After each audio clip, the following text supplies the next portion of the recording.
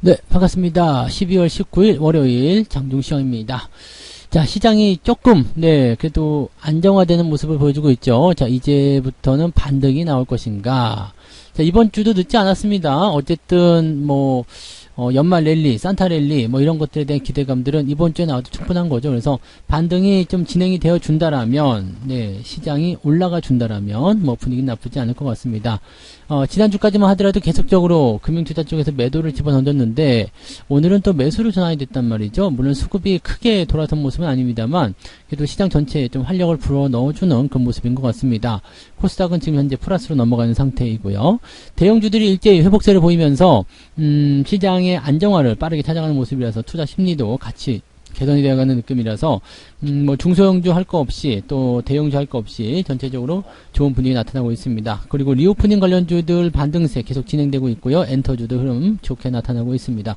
좋은 분위기 잘 진행되고 있기 때문에 이런 것들만 좀 잘 유지가 된다라면 큰 문제는 없을 것 같아 보이죠. 자, 이런 과정 속에서 이제 좀 약세를 보이는 업종이다 한다라면 자동차와 2차 전지 쪽이 계속적으로 약세를 좀 보이고 있는 것 같습니다. 이런 부분들 같이 좀 알아보도록 합니다. 차트를 먼저 좀 살펴보도록 하죠. 종합주가지수 상황 보시면 지금 양봉 상태입니다. 양봉으로 올라온 상태고요.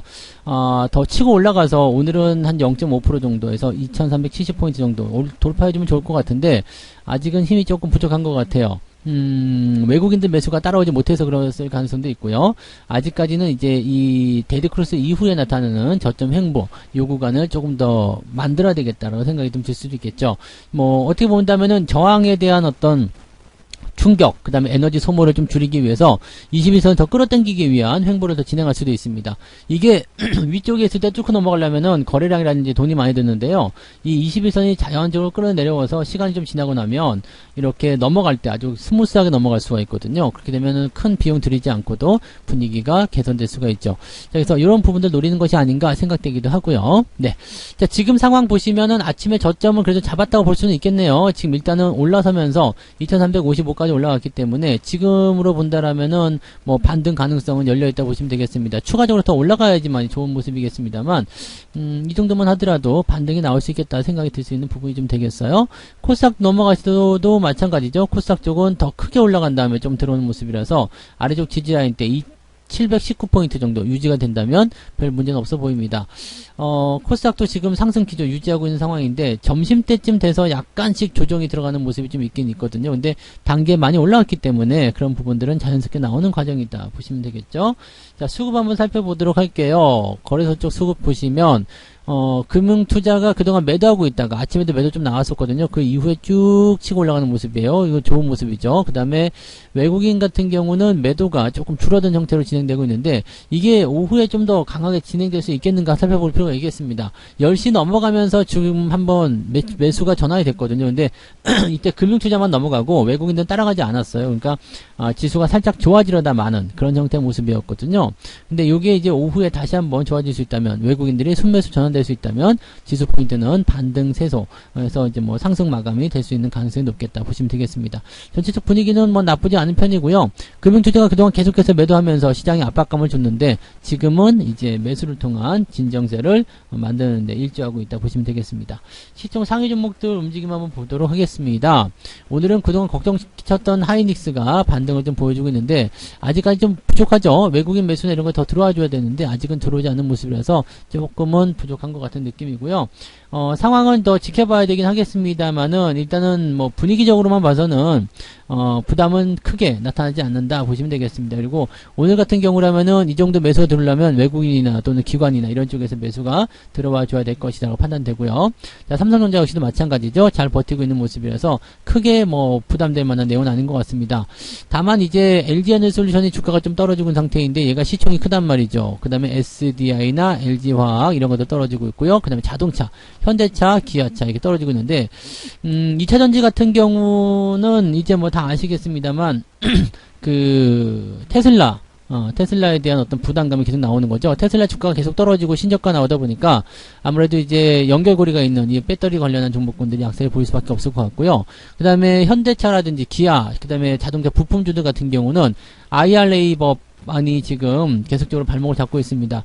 현대차 입장에서는 지금 이 IRA 법안이 좀 불공평하다 라는 이야기로 유예라도 좀 시켜줘라 이렇게 얘기를 하고 있는 상황인데 미국에서는 그냥 그대로 강행합시다 이렇게 얘기 나오고 있죠. 지금 유럽연합에서도 이런 거에 대해서 딴지를 걸고 있는 모습이고요. 바이든은 일단은 조금 후퇴하려고 하는 모습인 것 같긴 한데 의회 쪽에서 그런 것들을 봐주지 않는 듯한 느낌입니다.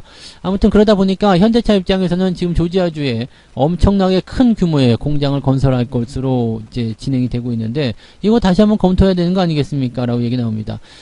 왜냐면은 이제 그 투자에 대한 부분들이 이루어지게 되면 실질적으로 뭔가 좀 혜택을 준다거나 아니면 뭔가 좀 유리한 환경이 있어야지 되는 거잖아요. 근데 그런 게 없다라는 얘기죠. 지금 그 미국 의원들도 이런 얘기하고 있습니다.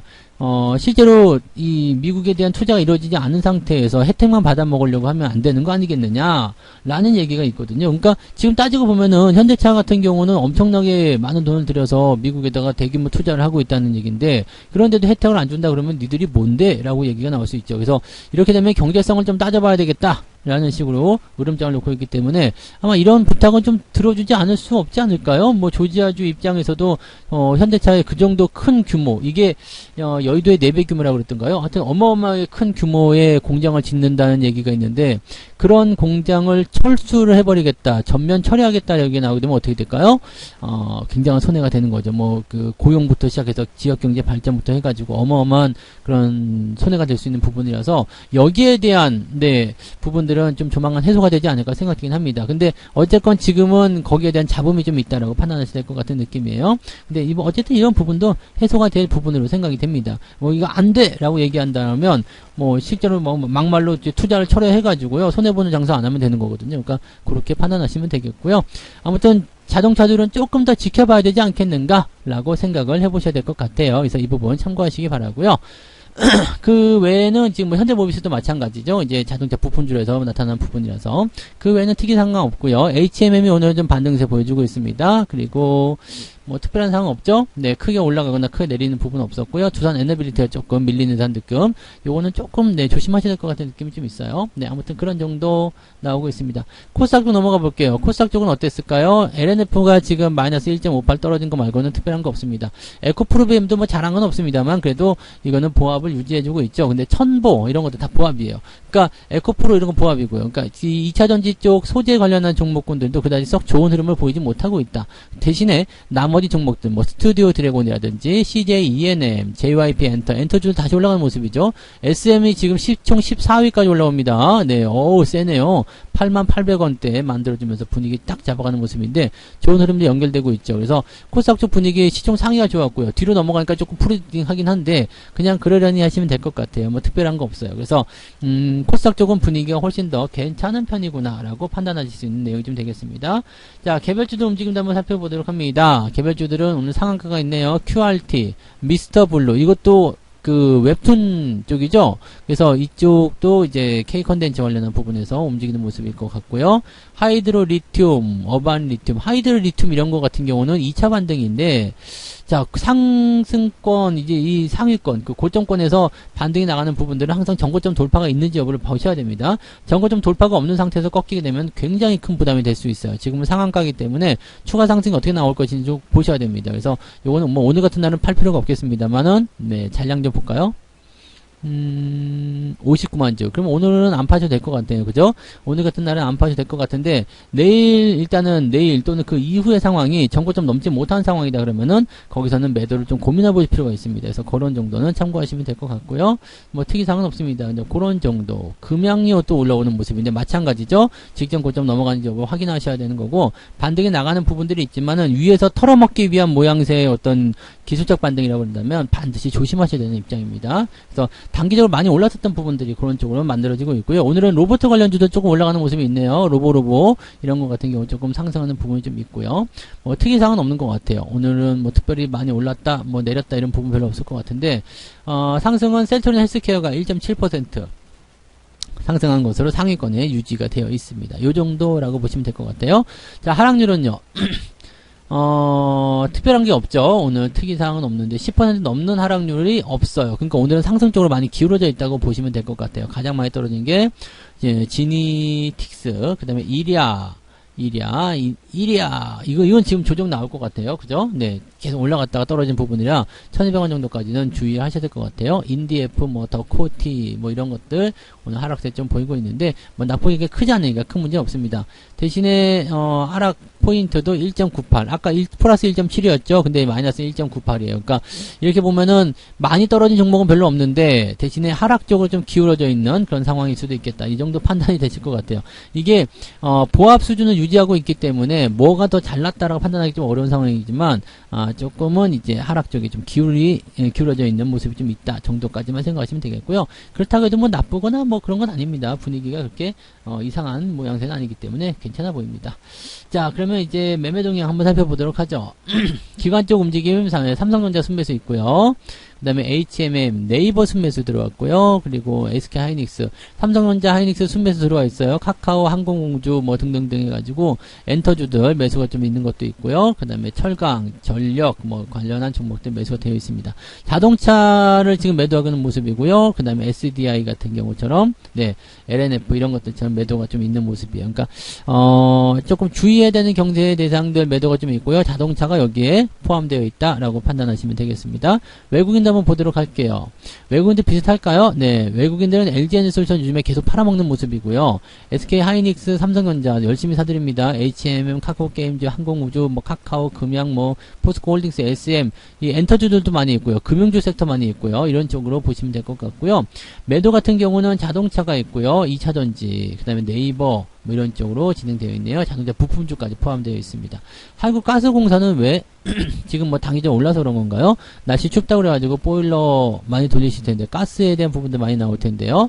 자, 아무튼 이런 것들 있다 보시면 되겠고, ENM도 매도가 좀 나왔는데 매도 규모가 크지 않은 것들은 크게 걱정하실 필요 없을 것 같아 보여요. 네. 이 정도라면은 특이사항은 없는 것 같은 느낌입니다. 시장이 일단은 어느 방향으로 갈 것인가는 수급에 그대로 영향을 받을 것 같고요.